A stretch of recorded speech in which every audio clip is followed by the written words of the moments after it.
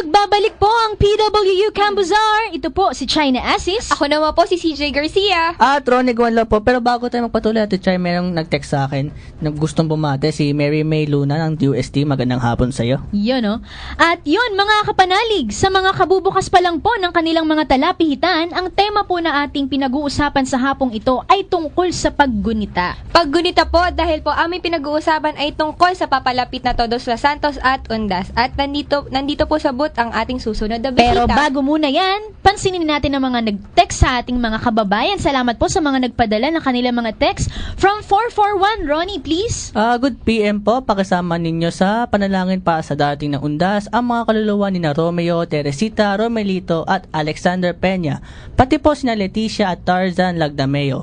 Salamat po ng marami. God bless po. Pati na rin ang mga nagtatanggap po ng aming pamilya sa araw-araw na blessings. Yun. At dahil inaya natin ang ating mga kapanalig na pwedeng magpabate, hello, pabati naman po sa mga parents kong nakikinig ngayon. Ay, may ganun, may magaling daw ako. From 261, nahiya naman akong basahin. At may tanong dito. May tanong dito na pwedeng sagutin ng ating bisita mamaya. Tanong ko lang po, anong araw ba dapat ginugunita ang mga yumao? Tuwing All Saints Day po ba o araw ng mga santo ba? O All Souls Day? So napakagandang tanong to na pwedeng sagutin ng ating father mamaya. From Queen, salamat. Pakibati po kay Vera. Happy birthday, you know. At favor, hi Ma'am Nancy, yon binati yung ating bisita kanina. Yon, tuloy-tuloy na tayo mga kapanalig, Ronnie. Pero bago ang lahat, narito at amin muna kayong kapaghahainan ng isang masarap at mainit-init na pagkain para sa inyong kaisipan. Narito ang She Says, He Says. Take it away, guys! Sa bawat issue, may dalawang panig. Sa bawat usapin, may dalawang tinig. Kaya sa Philippine Women's University, palaging may She says, He Says. dahil sumapit na naman ang All Saints Day at All Souls Day, dapat tayong magbigay ng oras upang sila ay ipagdasal. Tama. Malungkot mang alalahanin na wala na sa atin ang mga mahal natin sa buhay na yumao na. Magaan naman sa ating pakiramdam na alam nating kapiling na sila ng poong may kapal. Mabuting magbalik tanaw tayo sa mga magagandang alaala na nakasama natin sila. Marahil, sa pagiging busy natin sa ating mga gawain at trabaho, ay nakakalimutan na natin silang ipagdasal at dalawin sa kanilang mga libingan. Dadagsa ang mga tao, kung kaya't hindi maiiwasan ang kaguluhan at hindi yan palalampasin ng mga taong may masasamang intensyon. Dapat ingatan natin ang ating mga gamit at ang mga batang kasama.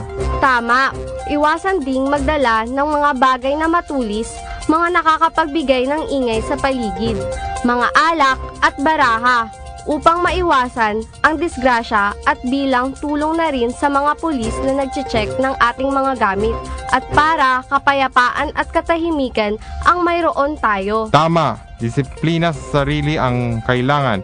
Hindi ito panahon ng kasiyahan at laro. Mag-iingat tayong lahat at taimtim na manalangin sa ating Ama. Ito ang She Says, He Says. Yun ang ating trivia for the day. At hello kay Kuya Mark, strike 2. Hello! Love you, Kuya Mark. Ayun, mga kapanalig. At alam nyo kasi yun nga, paalala yan sa ating mga kababayan na pupunta ng mga sementeryo para hindi mapagsamantalahan ng mga kawatan. Kasi imbes na yung iba talaga is parang seryoso nilang Ginugunita. yun nga, yung pagpunta Todos doon, los di ba? Santos. Tapos sasamantalahin naman ng mga kawatan. So mag-ingat-ingat tayo sa pagpunta ng mga sementeryo. Lalo na ngayon sa sementeryo, ang dami ng dumadalaw. Ngayon pa lang, buhos na talaga yung mga Oo. taong pupunta Yun, no? doon. So, para hindi na tayo magpatumpik-tumpik pa, Ronnie, ipakilala mo naman ang ating panauhin ngayon. Ang ating sunod na panauhin Easy lang. Sige, basahin mong mabuti yung script mo. Ang sunod na panauhin po natin ay 3 taon na po siyang pare sa Archdiocese of Manila. 31 years old po siya, batang-bata. Siya po ay si Father Michael Villaflor. Magandang hapon po, Father. At ng ating mga kapanalig. Ayan. Yan, no? Batang-bata nga. O, galing. Hello po, Father. Hello, Yan, kamusta na kayo? Salamat po sa pagpapaunlak sa amin. Walang anuman, pasensya na medyo na late din, no? Siguro dahil sa tema natin sa hapon na ito, yun ang pag-uusapan natin, bakit na traffic ngayon dito sa Pilipinas, particular dito sa Maynila. Totoo yan, totoo yan. Oh, ito na, simulan na natin. Arangkada na tayo ng tanong kay Father. Ano po ba yung dahilan kung bakit po natin pinagdiriwang ang Todos los Santos at ang Undas para po sa mga kaalaman po ng ating mga, lalo na yung mga kabataan, hindi pa po ito alam. Magandang balikan natin ano nga ba yung istorya, ano yung pinagmulan, ba't natin pinagdiriwang ang Todos los Santos o ang araw ng ating mga yumao. Nung unang panahon, no, medyo matagal ng panahon dito sa ating bansa, na kung saan ang araw ng mga santo ay pinagdiriwang natin tuwing unang araw ng Nobyembre. At ang araw naman ng mga kaluluwa ay tuwing November 2 o yung ikalawang araw ng Nobyembre. Pero may sinasabi rin tayo na kailan ba yung araw ng mga patay? O araw ng mga nauna na sa atin. Ang sagot ay ito yung medyo maikling pagpapaliwanag, yung history, no, medyo i-compress natin ng kaunti. Ay ang pagdiriwang na ito ay nasa paganong pagdiriwang doon sa bayan o sa bansa ng Mexico. Na kung saan noong unang panahon, sa kalaunan ay naging bahagi na ng pistang Katolika. Nang makarating ito dito sa ating bayan, dito sa Pilipinas, pinagsama-sama ng ating mga ninuno ang All Saints Day, All Souls Day, Day of the Dead, at tinawag din ito later on na Undas. At para maging konbinyente, dahil kung lahat yan ay pagdiriwang natin, day after All Saints Day, Opo. baka lahat ay parang isang buong linggo na yata ay magiging holiday na. Kung walang pasok, di magrereklamo naman yung mga kapitalista noong Opo. unang panahon. Kaya ipinagdiwang na lamang ito o ikinumpres sa isang araw, November 1, ipinagdiriwang ang araw ng mga santo. Pero particularly, marami pang pinagbago ito mula sa pinagdiriwang na All Saints Day noong unang panahon. Sabi nga natin, ang All Saints Day o yung sinatawag natin, ito'y isang masayang pagdiriwang. Bakit? Parang festive. Festive. Bakit? Kaya nga All Saints Day, ang ginugunita natin ay ang araw ng mga santo. Ito yung mga santo, mga banal. Noong unang panahon, kada araw o yung araw na ipinagdiriwang ng inang simbahan ang kanilang kapistahan ay mayroong selebrasyon. Festive nga, sabi natin, very festive. Pero dahil sa napakarami na ng mga santo na pinoklama ang inang simbahan, for example, no, ang ating latest saint, no, si Pedro Calungsod, ay tila baga kulang na siguro o baka buong taon magdiriwang na lamang tayo ng kapistahan. Kaya't inilaan noon ng Papa na gawin o itinakda niya ang November 1 bilang pag-alaala doon sa mga banal sa kalangitan. Particularly, ito yung mga martir, no? Sabi natin, dahil ang pagiging martir ay pangalawa sa hakbangin o yung pinakamataas na antas ng pagiging isang banal dahil ito'y sumusunod sa yapak ng ating Panginoong Jesucristo.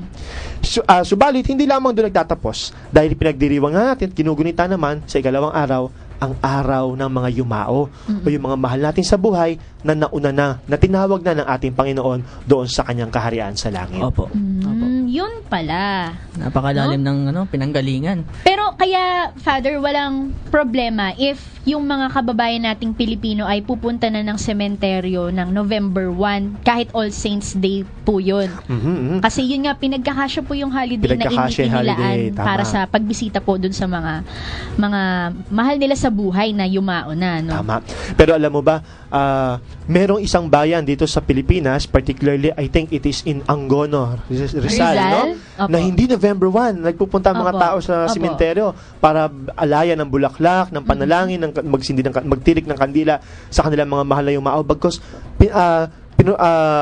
sinusunod pa rin nila ang kanilang tradisyon na November 2 na dumadalaw sa kanilang mga mahal sa buhay. Talaga? Parang strictly November 2 sila. Strictly November 2, yeah. Ang galing, ano? Oo. Pero yun nga, nabigay naman ni Father yung dahilan kung bakit may mga November 1 na. So, nasagot na rin yung tanong ng ating texter kanina. Okay. Pero kasi, 'di ba, dun sa mga yung mga ngayon sa panahon ngayon, usually ang ginagawa nila, mas maaga silang dumadalaw para dun sa mga para iwas traffic, 'di ba? Iwas traffic, iwas sikip, no? Sobrang dami ng tao. Pero alam mo, ang pinakamahalaga dito, mga kapanalig, ay hindi lamang kung anong araw na tuwing November 1 o November 2 lamang natin naaalala ang ating mga mahal sa buhay.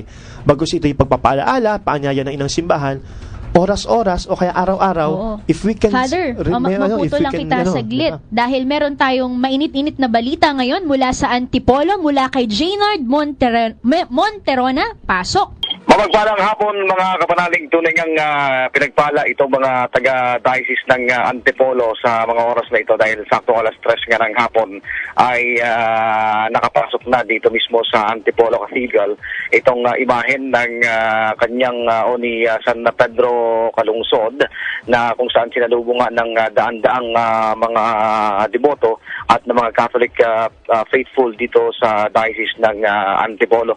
Sakto alas 3 ng hapon, 3 o'clock prayer habit po nating mga Katoliko ay sa bungad mismo ng pintuan ng simbahan o dito sa Antipolo Cathedral ay sinagawa rin itong 3 o'clock prayer habit at daang-daang mga Catholic faithful ang nagpunas ng kanilang gamit, ang kanilang mga panyo doon sa imahen ni San Pedro Calungsod sa paniniwalang ito nga ay magdudulot sa kanila ng sakit o sa anumang karamdaman at pagiging ligtas yung kanilang mga mahal sa buhay.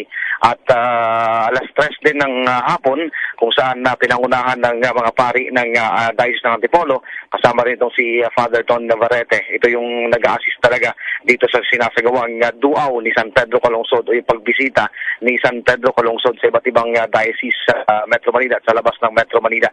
At gabi nga mamamalagi itong si San Pedro Calungsod, itong kanyang imahen dito po sa loob ng Antipolo Cathedral at bukas ito para doon sa mga nais na manalangin. At alas 3 din ng hapon bukas naman ay aalis itong imahen, motorcade papunta naman sa diocese ng Cubao kung saan patuloy na ikinocover yan at tinutukan ng ating pong himpilan ng Radio Veritas. Mula po dito sa Antipolo 3, ang inyo pong kapanalig Jaynard Monterona, sumainyo ang katotohanan. Nagbabalik agad ang PW Camp Bazaar. Tuloy-tuloy tayo sa pag-interview natin kay Father, at maganda yun ang ating naging pinag-uusapan kanina. Ito na po, Father. Bakit naman po natin kailangan igunita ang mga kaluluwa ng mga namayapa na po? Ayan, alam mo simula nang sila'y lumisan na dito sa mundong ibabaw, nung sila'y tawagin na ng ating Panginoon pabalik sa kanyang tahanan na inihanda niya para sa ating lahat. Ito'y pagpapaanyaya at paalaala na kung saan hindi naman talaga nagtatapos ang ating buhay. Bagkos ang may pag-asa na pinagkakalob sa atin, lalo na ating Panginoon Kristo, na may buhay na nag-aantay para sa atin. Kaya't patuloy yung ating pagdalangin para sa ating mga namayapang yumao na. Nang sa gayon ay ganap nilang makamtan ng liwanag at makita nilang daan pabalik sa tahanan ng ating Ama. Kaya nga kung babalikan natin yung ating kung tayo nakikinig sa prepasyon ng banal na misa, lalo na sa araw ng mga patay o sa araw ng mga yumao, ipinapaalaala sa atin na may pag-asa, may buhay pang nag-aantay sa atin sa piling ng ating Panginoong Diyos. Matanong ko lang po, Father, ano po ba talaga ang definition ng salitang kaluluwa sa perspektibo po ng Catholic Church? Ayan, magandang katanungan niya dahil kung titingnan natin, we are created according to the image and likeness of God. And when we were created, we have the body and soul. But because of the corruption of sin, dahil sa kasalanan na minana natin sa ating unang mga magulang, at gayon din sa mga kasalanan na nagagawa natin sa araw-araw, the consequences of that is our bodies are corrupt. Corrupted by sin, kaya nga nagde-decay, naaagnas, natututunaw, kaya hindi ito karapat-dapat na iharap natin sa ating Panginoon. However, our spirit, ang ating kaluluwa, ang siyang nagbabalik doon sa tahanan ng ating Panginoong Diyos, doon sa kalangitan.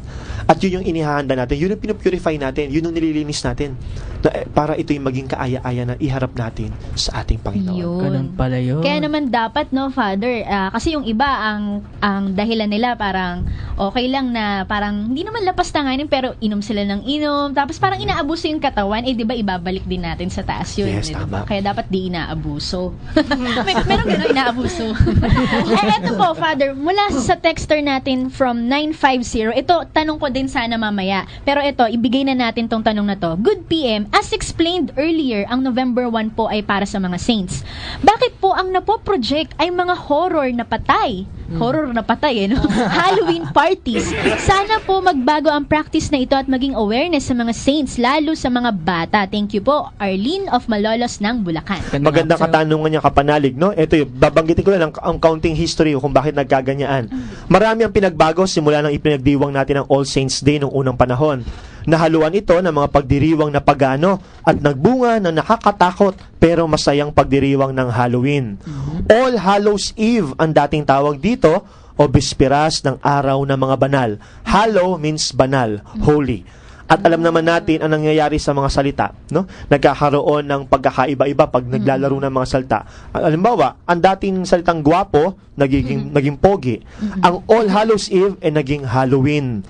At dahil Eve o bisperas nga ito ng All Saints Day, ginaganap ito tuwing October 31st. However, ito'y nakakalungkot. Ito yung mga tradisyon o mga nakaugalian ng mga paganong bansa o paganong bayan na on my own opinion, we as living in a Catholic country, we should not parang bigyang pansin yung mga bagay na ito. Totoo yan. Bagkos, bakit natin kailangan takutin ang sarili natin? Ba't natin kailangan maging masaya tayo dahil may natatakot, hindi ba?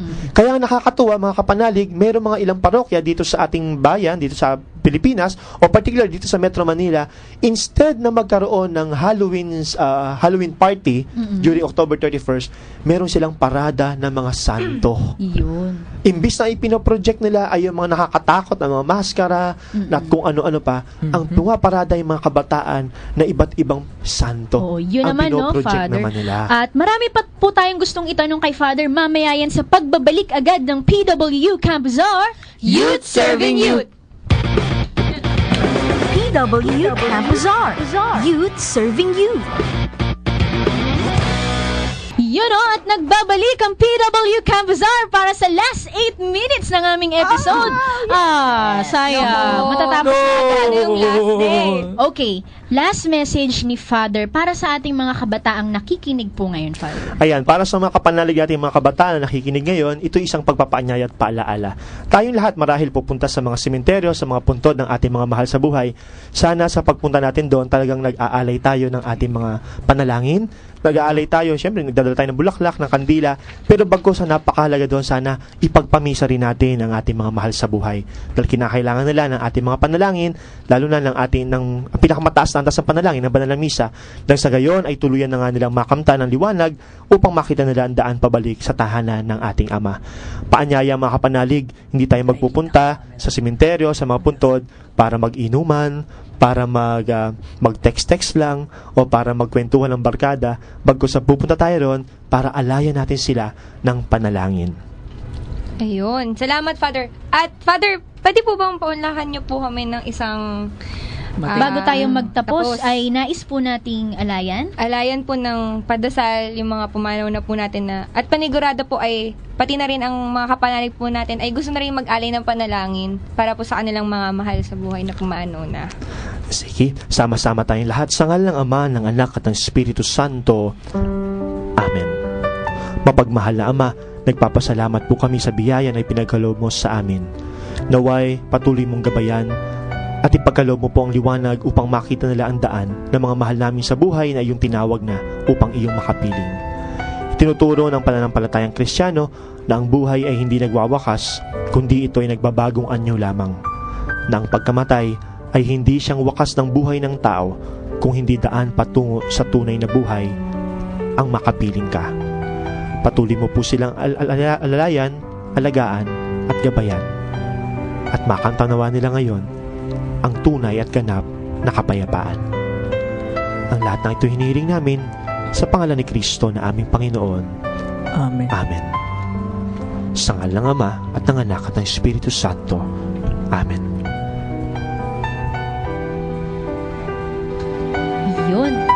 Maraming salamat po, Father, at pinaunlakan niyo po ang aming panayam. Maraming salamat po. Thank you po. For Walang sure, anuman. maraming natutunan ng ating mga tagapakinig. Salamat sa mga nag-text. Hindi na namin po mabasa lahat eh. Dami. Dami. And mostly yung mga nagpapapadasal dun sa kanilang mga mahal sa buhay na yung mauna. Pero lahat naman ng mga tanong na interesting talaga ay nabasa natin kanina.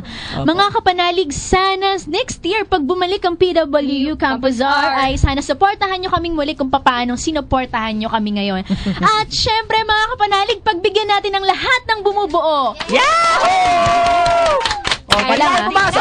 Lahat po ng bumubuo ng AB Communication Arts ng Philippine Women's University. Nandito po sila sa iba't ibang naging role po namin. Ay babati po sa lahat ng mga sumuporta po sa kanila. Goal, unahin natin si Lycra. Magandang hapon po mga kapanalig. Thank you po sa mga sumuporta. Lahat po yung segment po namin Teenage Pregnancy at sa mga family ko po na nakinig din and all the people na who supported us. Thank you so much. Next, thank you. Take it away, Ruth. Hello po sa mga taga Sambales dyan at hello din Sambales, po the farm. Hello rin po sa aking daddy at mama na si Ruth Sabala at saka si Artemio Sabala. Ma, I love you so much. Ingat kayo dyan at saka sa GNNC family. Thank you so much with sa aircon. pakikinig. Thank you so much. Hello po, binabati ko po yung pamilya ko dyan nasa bahay, si Ate Veron, si Pangalan Kuya mo? Rojan, ay ako po si Kay, Yan, tapos no? si Ate Honey, tapos si Jaser, tapos si Willan, tapos si Mami ko. I love you all. Tsaka maraming salamat po sa sumuporta sa last week episode po namin, yung how to make your sem break meaningful. Ulit nga, R nga ulit. Yes! Maraming salamat po! Okay, Vito. Nagpapasalamat ako dahil itong huling episode namin, dahil episode nila ng PW Campus Hour, dahil nagpapaalam sa inyo lahat. Yan o. Yan po yung way to go. Portuguese and ano nga yung isa? Turkish. Go! Esam. Binabati ko po yung mga magulang ko na nanonood sa bahay. Tsaka yung mga kayut ko na iniwan ko sa simbahan para sa preparation. Pauwi na ako, babalik na ako, promise. Salamat po sa pagsuporta. Okay, CJ. Ayun, binabati ko po ang aking mga magulang na si Shirley at si Ventura Garcia. Binabati ko rin po yung mga kaklase ko sa UST, sila Brian Hernandez at sa kanilang family. Ayun, sila Nicole at yung best friend ko. Pati na rin po yung mga nakinig at mga sumuporta po sa amin. Maraming salamat po. Sana po sa susunod po ay suportahan nyo pa rin po ang PWU Campus R. Yan o. Okay po yan. Muli ko pang binabati ang aking pamilya, si Mama Nelly, Daddy Danilo, si Ate Rachel, si Roxanne, yung pamangkin ko si Emery, yung mga dati kong classmates sa UST, tsaka mga classmates ko sa Philippine Women's University. Magandang hapon sa inyo. At tsaka sa special someone ko, may tatanong sana ako sa... Meron pala. Meron pa. Time traveler siya. She's from future. Patay tayo dyan. Gusto ko Father, anong may papayo nyo pag ganyan? Wala siya dito eh. Father, ano ba dapat yung pinapayo dun sa masyadong nag-iisip ng totoong matayog? Time traveler daw. Ganun talaga. Libre daw. Yaw na nga, Father. Paano po, hindi ba pag nangangarap masyado ng mataas din yung bagsak pag ouch! Masakit yun! Crashing yun! Tapos ang masama pa, tumama sa mukha ay... Yun o. Nagpapasalamat po kami sa lahat ng bumubuo po ng Veritas. Kuya Mark, Kuya Marlon, Ma'am Nilda! Pili po namin si Janine Concepcion. Si Vera Gatchalian na hindi po namin kasama ngayon. Tsaka, Cheryl Bombio, wala Wala rin po si Cheche. Sa lahat po ng mga nagpa-unlock sa amin ng mga bisita, si Ma'am Nancy, si Sir Bob, Si Ma'am Rose. si Father, yung ate ni Che. Yan, no? At syempre, ang aming mahal na dekano ng Philippine Women's University of Quezon City, si Ma'am Marieta Eballe. At syempre, ang prof namin sa RTV, Sir Sorita! Pati na rin po namin si Sir Linato. Yun. Love you. Ang tumutulong sa atin sa script, si Sir Linatok yan. Yes. At kung nakikinig man si Sir Sorita, wag mong kalilimutan yung strawberries namin dyan sa Pasalubong! Kasama Everlasting! mo kami dyan, pero dahil on-air kami ngayon. peanut brittle namin. Everlasting! Ang mga kapanalig po namin di pa nagpapadala ng kanilang mga pagkain. Nandito kami hanggang gabi mamaya. Mga kapanalig, masayang hapon sa inyong lahat. Ito ang naging PWU Camp Bazaar at sumayin Inyo ang katotohanan!